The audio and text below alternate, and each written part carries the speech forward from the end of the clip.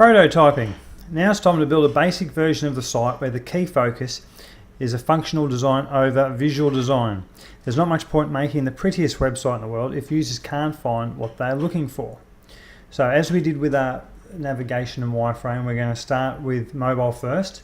Here we have an iPhone simulator. This is the view of the iPhone 4. If it was, we could change it to iPhone 5, but it'd just make it a bit longer. So starting at the top of the page, we have our logo, drop-down menu, product search, tagline, and images. What we can do, it's a bit clunky to scroll through this, so we'll go actually over to the site and we'll just minimize this so it looks a bit more, so it looks like a mobile or what you would see on the mobile site. I just want to show you the other one first just to see what you'd initially see. Next we have our contact details and our 3 calls to action buttons followed by the products. So there's our call to action, the shop online, PDF catalogue, wholesale registration, and then our 4 core products. All these calls to action and products are available in the drop down menu, which is here. So you've got the products there and some of our other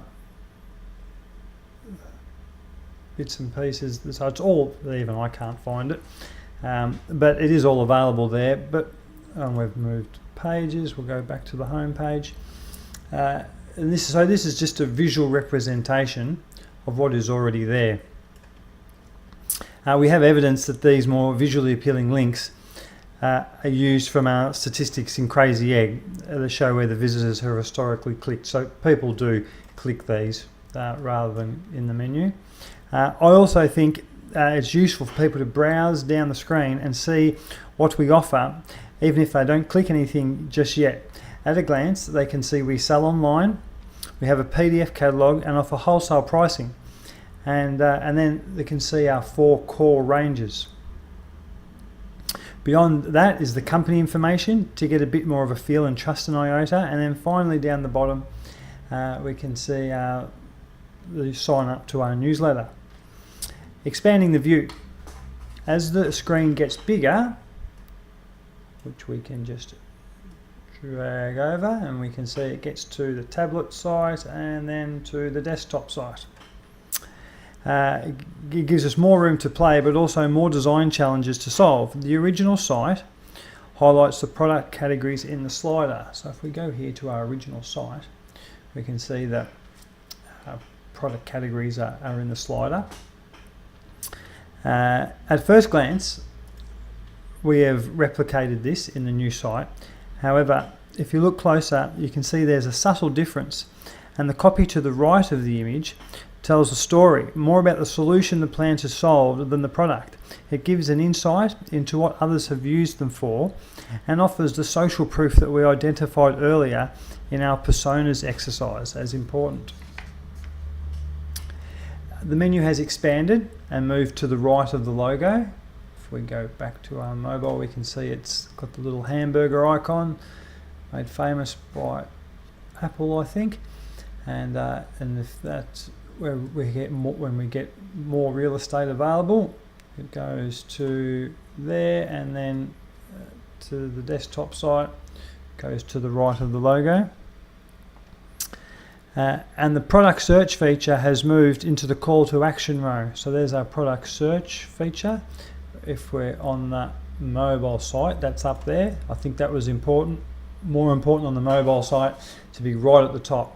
Whereas when we get to the desktop site, it's still within the screen. You can still see it on the home page when you get there, but it's just more room, so that can go into there.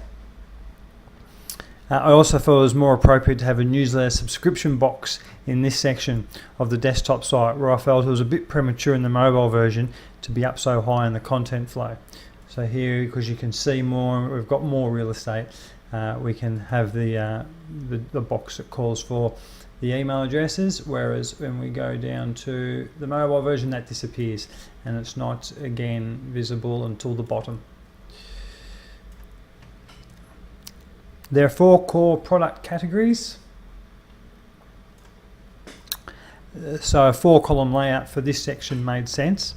The different shapes of the product boxes are just experimentation, and think this circle here will win over the ovals. We've added the rest of the content in a 2-column and a 3-column layout just to provide some contrast. So here's a 2-column layout, welcome to IOTA Australia, and then we've got a 3-column layout. Additionally, to provide some contrast, we've added a coloured background, so there's a bit of a background colour difference here. These colours aren't real, the styling's not finalised. Like here we can see that sort of hides a little bit, so that will probably be changed.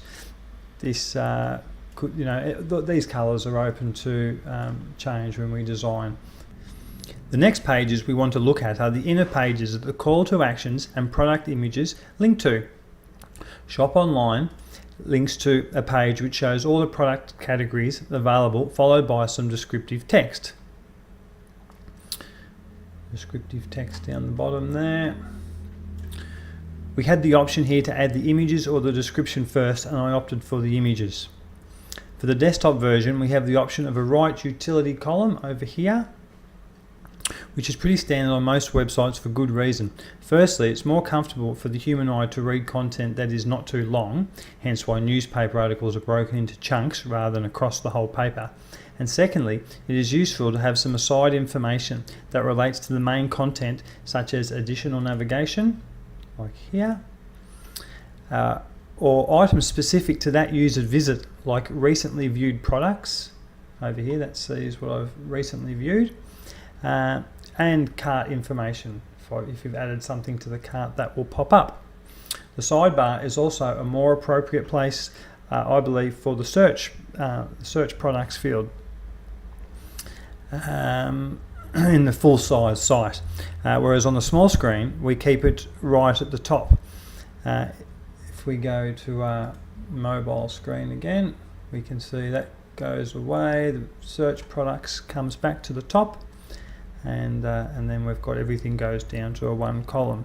In the mobile version, everything in the sidebar becomes its own column below the main content. Again, taking a mobile first approach, this makes us question what is the most important, and I think we've got the order right here. Product pages. So now we go on to a deeper, we'll go back to, it's easier to look at the larger site. We'll go a bit deeper. This is one of the sub categories, which is very similar to the last one we looked at, and then we go deeper into one of the actual products. Actually, we won't go to that one, we'll go to a slate one.